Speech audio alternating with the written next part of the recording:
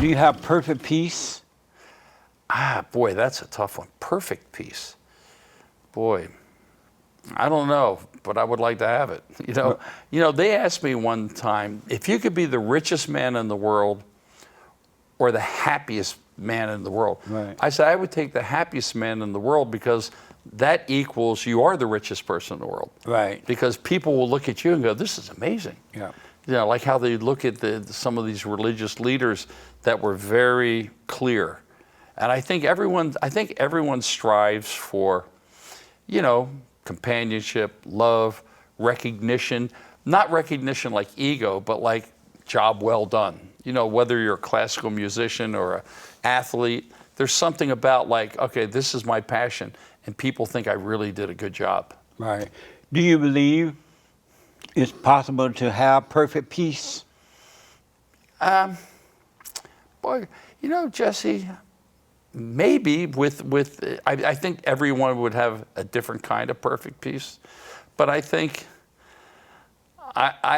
what's missing in today's world, and I don't want to sound like my parents, is faith. People mock the church. We had a meeting last year with the Pope Francis, my brother, myself, and the family in the Vatican, private little thing. Nice. And I looked at it, I said, being a Catholic kid, going to certain Catholic schools and stuff, this is big. This is one of the religious leaders of the world. And of course, there were people on Instagram, oh, he's this. I said, don't bring that stuff onto my site. Do not, well, he's a fascist. I said, don't do that, man. You don't know where you're going to go after you die. Don't mess with the Pope. Now, you know what I mean? We have an idea, but I'm going to hedge my bets. You know what I mean? And so do you believe it's possible to have perfect peace? Yes, I think there is. So why don't you have it? Well, I'm working on it. I'm working on it, Jesse. But how are you working on it? Well, I think the idea of being happy with what you have, because so many people have nothing. So many people are terminally ill. They're living, hand to mouth, paycheck to paycheck. And for what I have, for what I've done, I'm pretty grateful. I mean, it could be a lot worse. I don't have to be the richest guy in the block. Right. I don't have to have the fanciest car on the street. So I think could be a form of peace, And I think that's what the president's trying to find, is peace in these countries. What's going to happen if India and Pakistan, you're both annihilate each other? There'll be nothing left. Right. And I think he's trying to get in on that. So I want to get into that too. But let me ask, you a Christian? Yes, Catholic, yeah. I'm Catholic. Oh, you're Catholic? Yes. But not a Christian?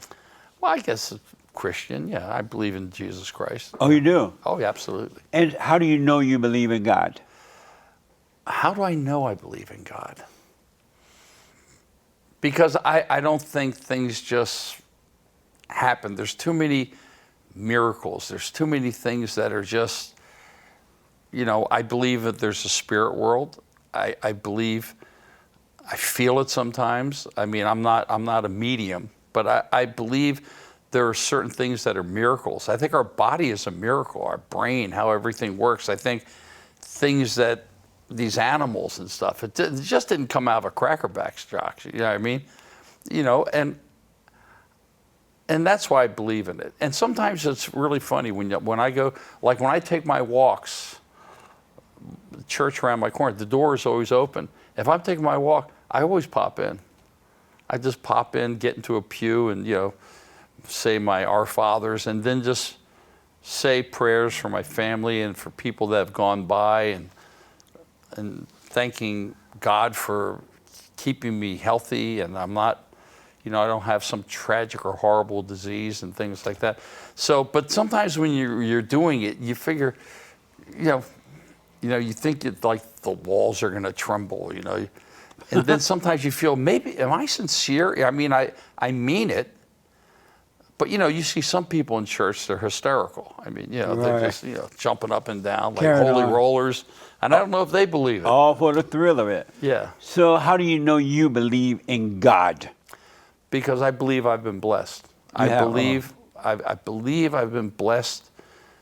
I didn't take any voice lessons, and I can write a song out of nowhere. And I believe it was a gift. I believe it was a gift, and what do you do with that gift? You know, it's funny, like you see prisoners that were just, they never had a shot growing up. I mean, just out of the box. They didn't have anything, no love, nothing like this. And they get in trouble and go to prison. And then sometimes, because of solitude or what we call loneliness, Right.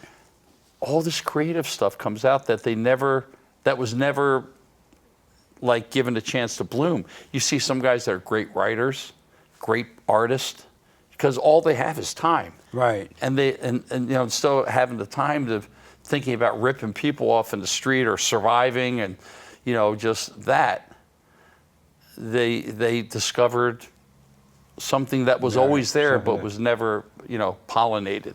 So if you believe in God now, why don't you already have perfect peace? You know, I don't know if we, Jesse, I don't know if we ever have perfect peace, or we maybe just have peace enough for us. You know, maybe that's the perfect peace. It's like, what is true love?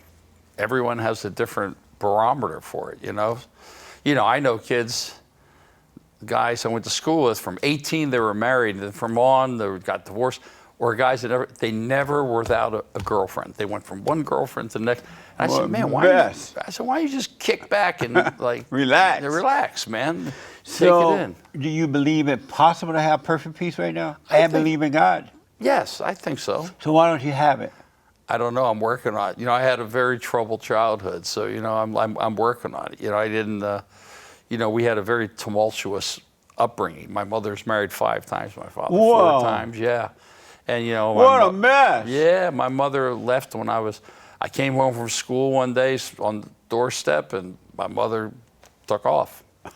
And overnight, I went from public school to Catholic school, which was much more advanced than public schools. Yeah. So I went from a house I lived in, the next day I'm living with my Aunt Rose in another part of Maryland, and going into a Catholic school. But I think, you know, that kind of trauma when you're 6 years old, I don't know if you're manifesting it, yes, but you know, in a turbulent upbringing, when your brain is taking everything, I think it leaves you with a certain amount of PTSD. I really do. So were you raised by your father or somebody else? No, when my mother left, I was raised by my aunt, and then the next year, I didn't live with my mother. I lived with my other aunt and my cousin in our house, back in our house. And yeah, it was pretty tumultuous, because I don't think the 6-year-old, 7-year-old brain can absorb, you know, where's my mother? How come you're not together? All this stuff like this, all the arguing and stuff like that. I think it's, you know, post-traumatic stress disorder. I mean, I think it creates, because now you're going into survival mode. Yeah, you know absolutely. What I mean? Now it's like, okay, I don't feel safe.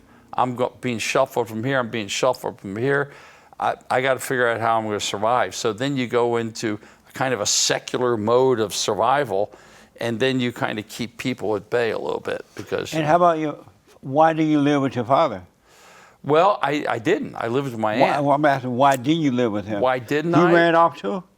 No. Why do you live with him? Well, the next year, I lived with my aunt for a year, and next year I went back to my house, and my father was living there, but my aunt and my cousin were kind of taking care of the house. Oh, I got you. Yeah, and then, you know, later on I went to live with my mother in Philadelphia, and my brother stayed with my father, and then it was just what a mess, huh? Yeah, a mess.